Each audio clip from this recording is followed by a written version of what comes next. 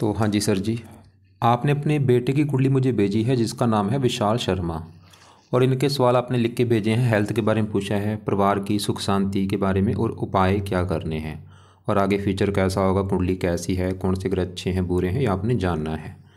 पूरा आपको मैं विस्तार में समझाऊंगा। और आपने कुछ महीने पहले एक कुंडली मेरे से बनाई थी और आपको मैंने बता रखा है कि जो कुंडली होती है इसमें टोटल 12 ग्रह होते हैं। अब ये विशाल शर्मा की यहाँ पे कुंडली मैंने बना रखी है, तो 12 घर जो है वो मैं दोबारा एक बार लिख देता हूँ। ये है इनकी कुंडली में पहला घर, ये है दूसरा घर, तीसरा घर, चौथा, पाँचवा, छठा घर, सातवां घर, आठवां, ये है नौवां घर, 10वां, 11वां और ये 12वां घर। अब ये जो 12 घर मैंने लिखे हैं, इन घरों से इस लड़के विशाल शर्मा के बारे में कुछ न कुछ पता किया जाएगा। जैसे कि इस पहले घर से हम पता करेंगे इस लड़के का शरीर कैसा होगा, हेल्थ कैसी होगी, स्वभाव कैसा, रंग रूप कैसा, पर्सनालिटी कैसी। दूसरे घर से इसके धन के बारे में जाना जाएगा। तीसरा घर छोटे भाई बहनों का है। चौथा घर इसकी माता, मकान, वाहन का। पाँचवा घर बच्चों का है। छठा घर है शत्रु, रोग, कर्जा। सातवां घर पत्नी का है। आठवें घर से उम्र देखेंगे। नौवें घर से भाग्य देखा जाएगा। 10वां घर इसके काम काज का है। 11वां घर आमदनी, लाभ, बड़े भाई बहन। और 12वें घर से इसके हम खर्चे देखेंगे। मतलब हमने जो कुछ देखना है वो घर देखना है। अब देखो जी, और घर का मालिक देखना। मान लो हमने इस लड़के की पत्नी के बारे में जानना है, तो पत्नी का घर अभी मैंने कौन सा बोला है, 7वां घर बोला है कि 7वां घर है पत्नी का घर। तो पत्नी देखनी है, ये 7वां घर देखना पड़ेगा। अब 7वें घर में देखना क्या है। 7वें घर में देखो जी, नंबर लिखा है 5। 5 है सिंह राशि, मालिक है सूर्य। तो हमें इसकी पत्नी का सुख देखने के लिए सूर्य को देखना पड़ेगा कि सूर्य कुंडली में अच्छा है या बुरा है, कहाँ बैठा है। अब आपको मेरा कहने का मतलब समझ आ चुका है कि जो कुछ देखना है वो घर देखना है और घर का मालिक देखना है। जैसे बच्चे, इसके बच्चों के बारे में जानना है, 5वां घर देखेंगे। 5वें घर में नंबर 3 लिखा है, मिथुन राशि है, मालिक बुध। तो बच्चों के लिए बुध को देखना पड़ेगा। अब देखो जी, सवाल है किसी ये जो लड़का है इसकी कुंडली है कैसी। इसकी जो कुंडली है मुझे बहुत बड़े लेवल पे अच्छी लगी है।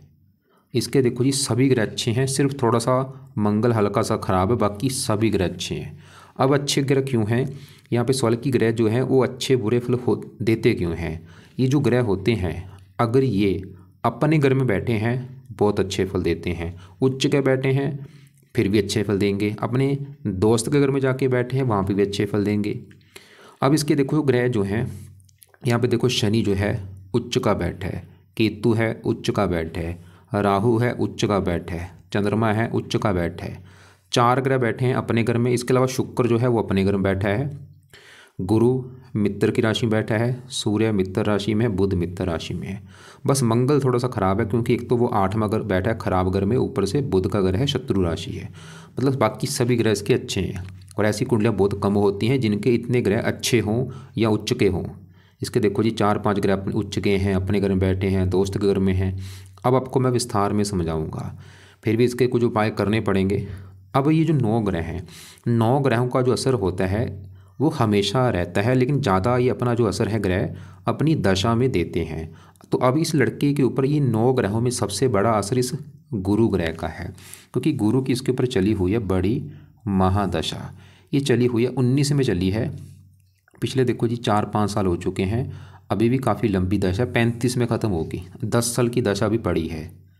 तो अभी हमने क्या देखा कि इसके ऊपर जो बड़ा असर है वो है गुरु का है। असर का मतलब ये है कि इस लड़के की लाइफ में अभी जो चीज़ें हो रही हैं, जो भी लड़का खा रहा है, पी रहा है, काम कर रहा है, सोच रहा है, कुछ भी इसके जीवन में अभी हो रहा है, कारण गुरु है।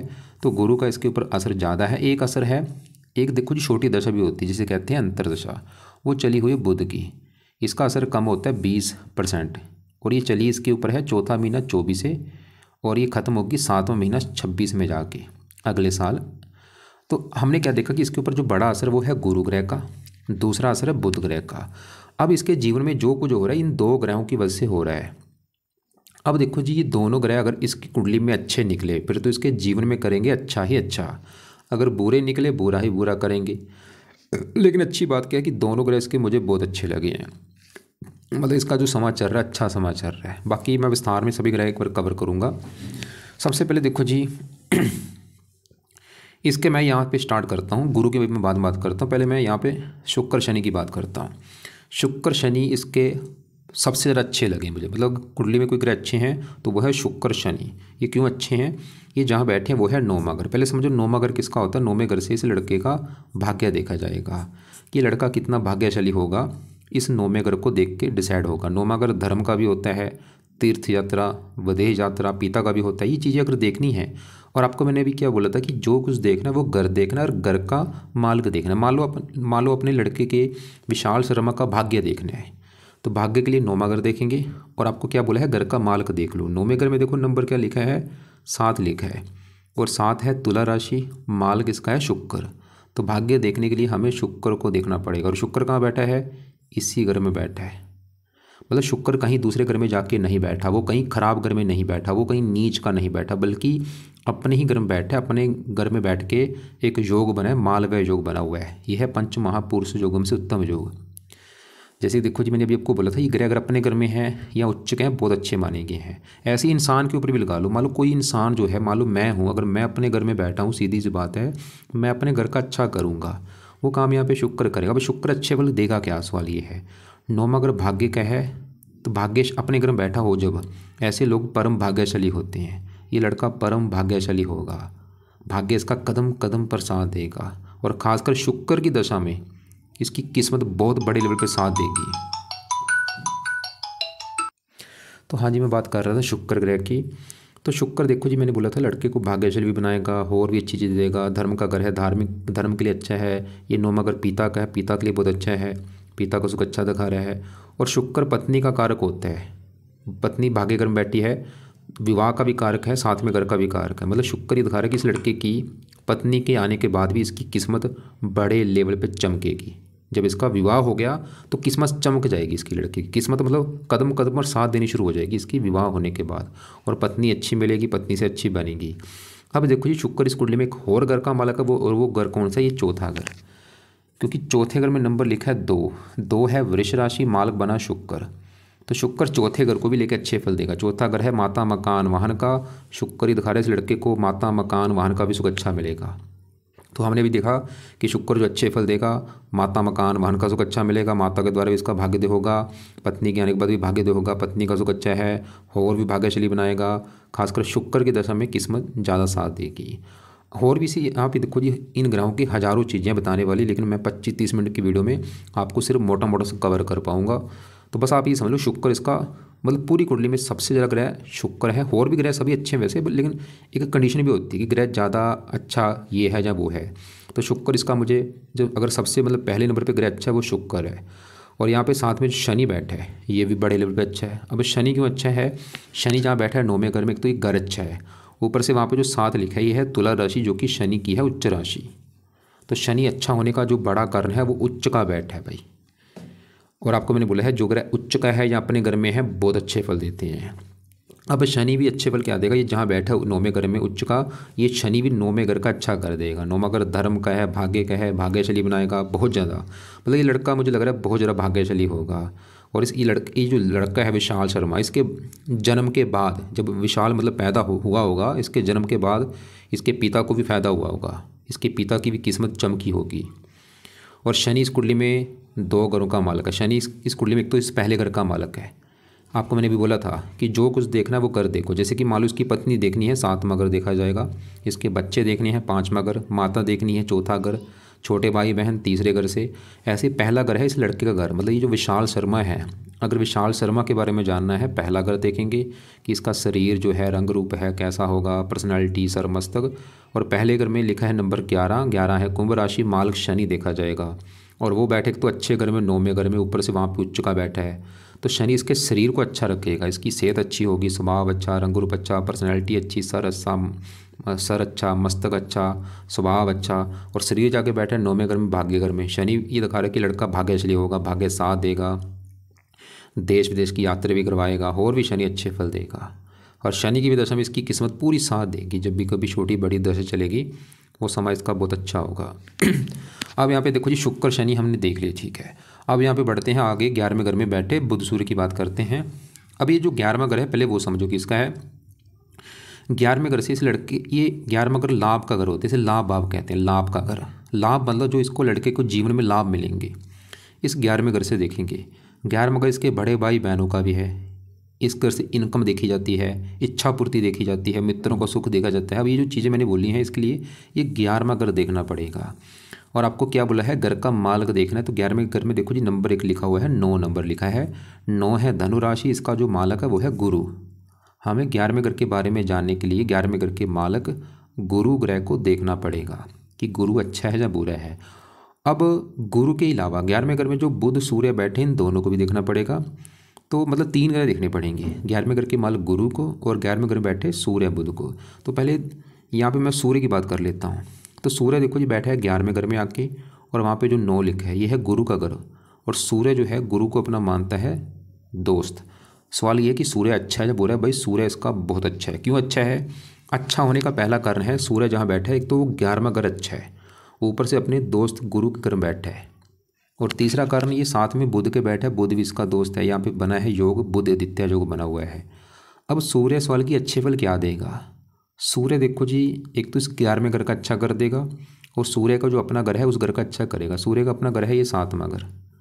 7वां घर मैंने बोला है इस लड़के की पत्नी का घर है, पत्नी देखनी है 7वां घर। 7वें घर में नंबर लिखा है 5, 5 है सिंह राशि, मालक है सूर्य है। तो पत्नी के लिए देखा जाएगा सूर्य को, और सूर्य कहाँ बैठा है? लाभ के घर में, मतलब पत्नी जाके बैठी है लाभ। और 11वां घर आमदनी का है, पत्नी आमदन। 11वां घर इच्छा पूर्ति का भी है, पत्नी जाके बैठी इच्छा पूर्ति घर में। तो सूर्य दिखा रहा है कि इसकी पत्नी के आने के बाद इसकी इनकम बढ़नी शुरू हो जाएगी। पत्नी के आने के बाद इसके कामों में लाभ मिलने शुरू हो जाएंगे, इसकी इच्छाएं पूरी होनी शुरू हो जाएंगी पत्नी के आने के बाद। और ये अपने घर से 5वें घर में भी बैठा है, मतलब इस घर को पहला घर माने 1 2 3 4 5। सूर्य दिखा रहा है कि भाई पत्नी का सुख अच्छा है, बल्कि पत्नी आएगी तो इसकी किस्मत साथ देना शुरू हो जाएगी, सूर्य दिखा रहा है।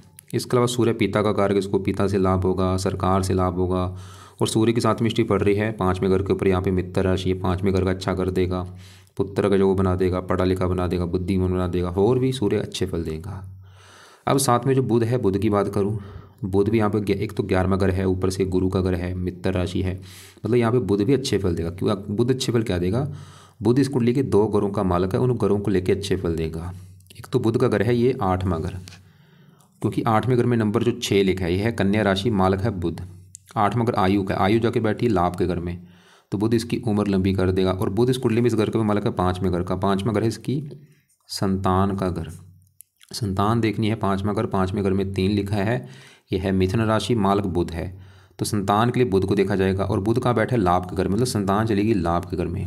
वही बात फिर होगी, बुध भी दिखा रहा है कि लड़के की संतान पैदा, मतलब इसका जो विशाल शर्मा है, इसका जब आगे कोई बच्चा पैदा होगा, इसके बच्चे पैदा होने के बाद भी इसकी किस्मत साथ देना शुरू हो जाएगी, इसकी इनकम बढ़नी शुरू हो जाएगी, इसकी इच्छाएं पूरी होनी शुरू हो जाएंगी। इसको मतलब हज़ारों फायदे होंगे बच्चे पैदा होने के बाद भी। मतलब जो है विशाल शर्मा की जो किस्मत है 2 किस्मों में चमकेगी। एक तो इसकी पत्नी के आने के बाद, जब इसका विवाह हो जाएगा, उसके बाद जब इसका बच्चा पैदा होगा उसके बाद भी किस्मत चमकेगी। 2 किस्मों में किस्मत चमक जाएगी इसकी, और दोनों का सुख अच्छा है, संतान का भी सुख अच्छा है, पत्नी का भी सुख अच्छा है। और बुध इसकी और भी अच्छे फल देगा, उम्र के लिए अच्छा है। और बुध की अभी देखो दशा भी चली हुई है, मैंने आपको बोला था कि बड़ी दशा गुरु की है, छोटी दशा बुध की। और बुध की दशा चली चौथा महीना 24 से ये 26 तक दशा है। तो बुध के अभी जो छोटी दशा चल रही, बुध भी इसका अच्छा है, मतलब इसकी वजह से इसको संतान के लिए अच्छा है, पढ़ा लिखा बनाएगा, बुद्धिमान बनाएगा, उम्र के लिए अच्छा है, और भी हज़ारों अच्छे फल। अब इसके ऊपर जो बड़ी गुरु की दशा है, सवाल कि गुरु कैसे है। अभी हमने देखो जी बुध तो देख लिया है, अब जो गुरु है, और आपको मैंने अभी बोला था कि जो 11वां घर है ये लाभ का घर है, और इस घर का जो मालक है वो है गुरु, क्योंकि 11वें घर में नंबर 9 लिखा है, मालक गुरु। हमें गुरु को भी देखना है कि गुरु कहाँ बैठा है, अच्छा है या बुरा है। और गुरु इस कुंडली में एक और घर का मालक है, वो है ये दूसरा घर। और दूसरा घर है इस लड़के के धन जोड़ने का, कि लड़का कितना धन जोड़ेगा। दूसरा घर इसके परिवार का भी है, वाणी का भी है। अगर इसकी वाणी देखनी कैसी होगी, परिवार देखना है दूसरा घर। और दूसरे घर में नंबर है 12 लिखा, 12 है मीन राशि, मालक है गुरु। अब सवाल कि गुरु कैसे है, तो यहाँ पे मैं दोबारा फिर रिपीट कर दूँ, जिसकी गुरु की मतलब इसके ऊपर चल रही बड़ी दशा, गुरु बैठे कुंडली के 10वें घर में, क्योंकि गुरु का जानना सबसे ज़रूरी है। जिसकी बड़ी दशा है 19 में चली हुई है, गुरु देखो जिसका बैठा है लड़की कुंडली में 10वें घर में। लेकिन गुरु जो है इस कुंडली के 2 घरों का मालक है, और वो 2 घर कौन से? तो गुरु का घर है ये 11वां घर। 11वें घर से लाभ, आमदनी, इच्छा पूर्ति देखेंगे। बड़े भाई बहन।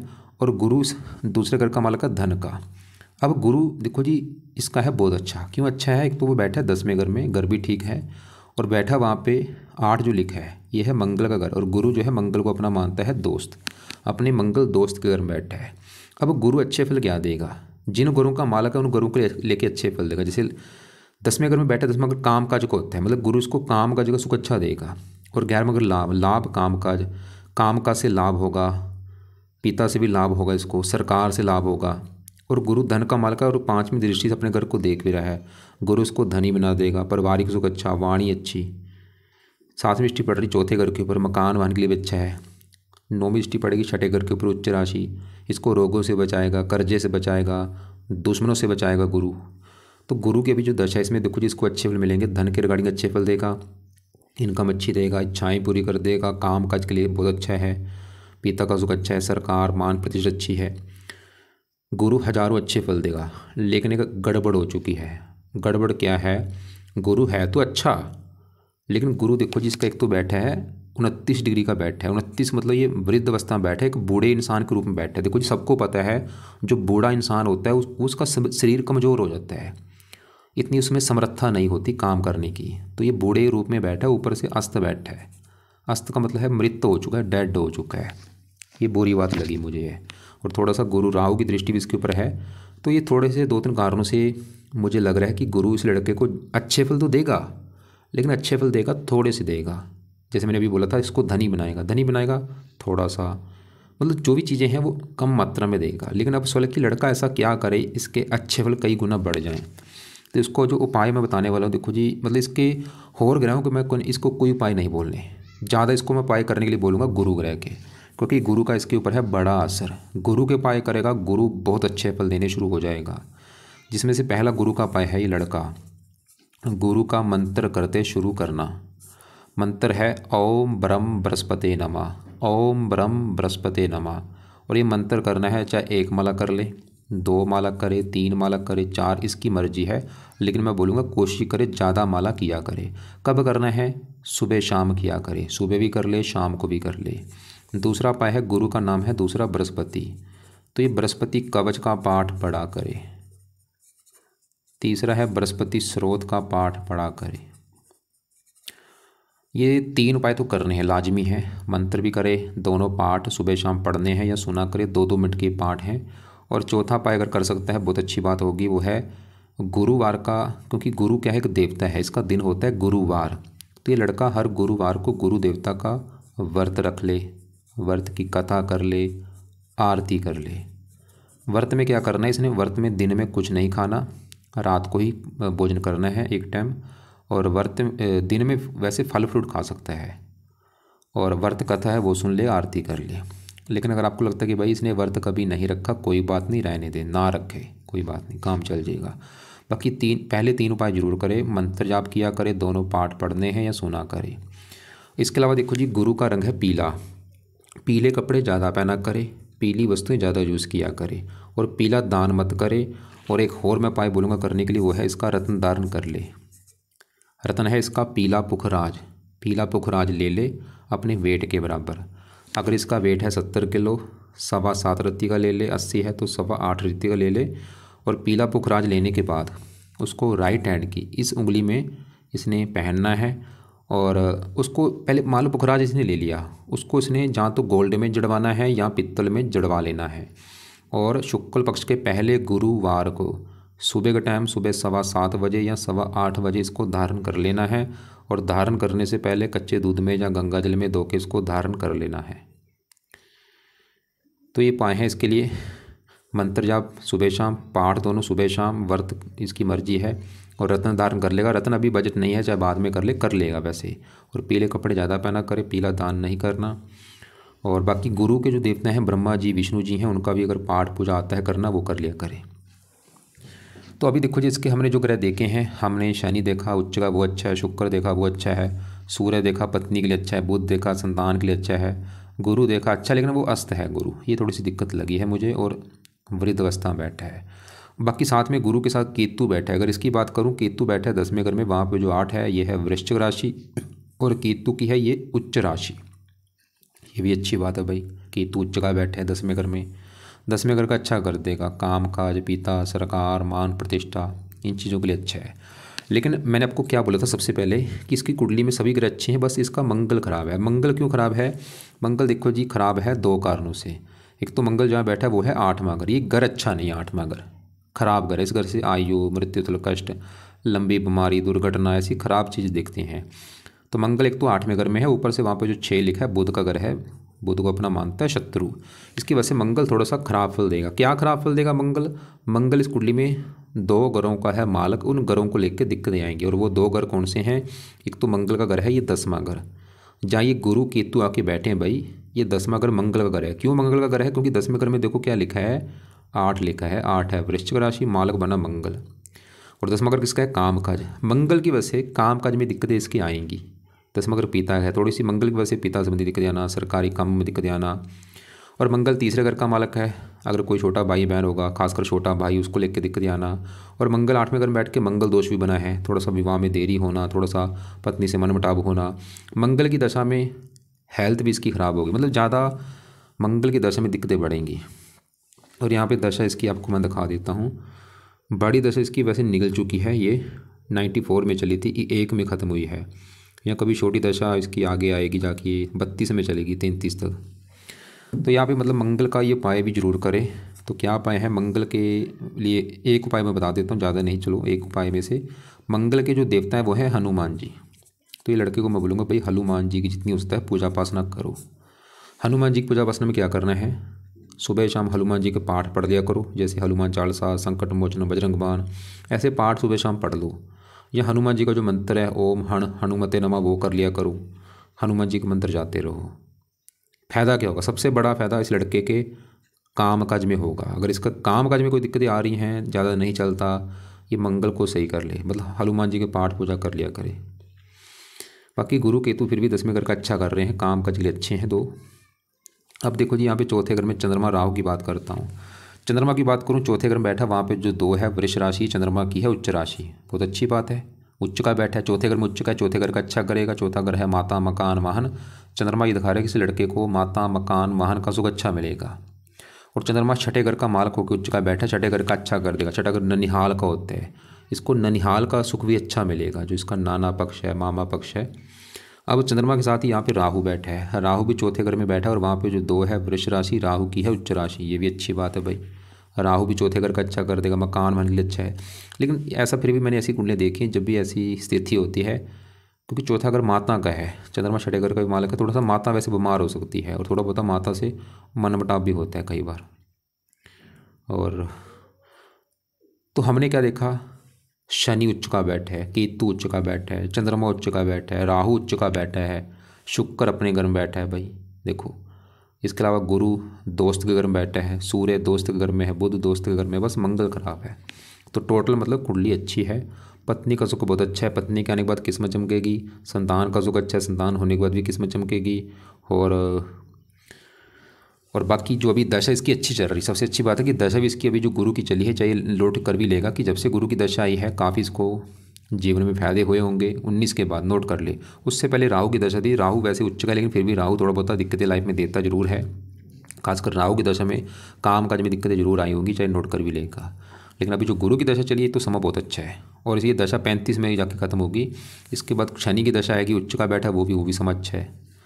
तो कुंडली के हिसाब से सवाल है कि क्या उपाय किए जाएँ। देखो जी, जरूरी उपाय मैंने बता दिया है कि गुरु के उपाय जरूरी हैं, क्योंकि उसका है बड़ा असर, और है तो वो अच्छा, लेकिन वो अस्त है और 29 डिग्री का बैठा है। और ये गुरु के जो भी उपाय हैं वो यहाँ पे मैंने लिख दी है। और दूसरे नंबर पे इसने जो उपाय करने हैं वो है इसके मंगल के लिए हनुमान जी के पाठ पढ़ लें। और एक इसने और उपाय करना है, वो है इसकी चली हुई है छोटी दशा बुध की, जो कि 7वां महीना 26 में, मतलब अगले साल में ख़त्म होगी। तो बुध का इसको मैं एक उपाय करने के लिए बोलूँगा, वो है बुध का मंत्र जाप। और ये मंत्र इसकी मर्जी है, चाहे सुबह कर ले, चाहे शाम को कर ले, चाहे दोनों टाइम कर ले, या मतलब जब भी टाइम लगे 1-2 माला कर लिया करे। मंत्र है ओम बुम बुद्धाय नमः, ओम बुम बुद्धाय नमः। और अगर नहीं भी करता तब भी काम चल जाएगा, कोई बात नहीं, ना भी करे मैं तो बोलूँगा कर ले, करना है, नहीं करेगा कोई बात नहीं, लेकिन गुरु के जरूर करे भाई, इसके जरूरी हैं। और मंगल के लिए हनुमान जी की पूजा उपासना जरूर किया करें। और बाकी इसकी कुंडली में इसके जो इष्ट देव बने हैं वो गणेश जी हैं। तो और रत्न की बात करूँ, कोई रत्न धारण करना है या नहीं। रत्न मैंने पीला पुखराज बोला है, उसके अलावा और रत्न यहाँ पे वैसे शुक्र शनि के रत्न धारण कर सकता है, लेकिन अभी ज़रूरत इसको है गुरु के रत्न की, क्योंकि उसकी दशा है। हाँ, अगर गुरु की दशा ना होती मैं इसको रत्न गुरु का पहनने के लिए नहीं बोलता, फिर इनको मैं शुक्र शनि के बोल देता, लेकिन शुक्र शनि के साथ गुरु का रत्न धारण नहीं होता, तो इसलिए इसको और कोई रत्न धारण नहीं कराए जाए, सिर्फ अभी गुरु का कराओ जब तक गुरु की दशा है। पीले कपड़े ज़्यादा पहना करे, दिन में भी पहने, रात को भी सोते समय पीले कपड़े ज़्यादा यूज़ किया करे, और पीला दान कभी मत करे। और फिर भी इसको कोई बात मेरी समझ ना लगी हो, कुछ पूछना हो उस लड़के ने, तो ये लड़का मुझे कॉल करके पूछ सकता है।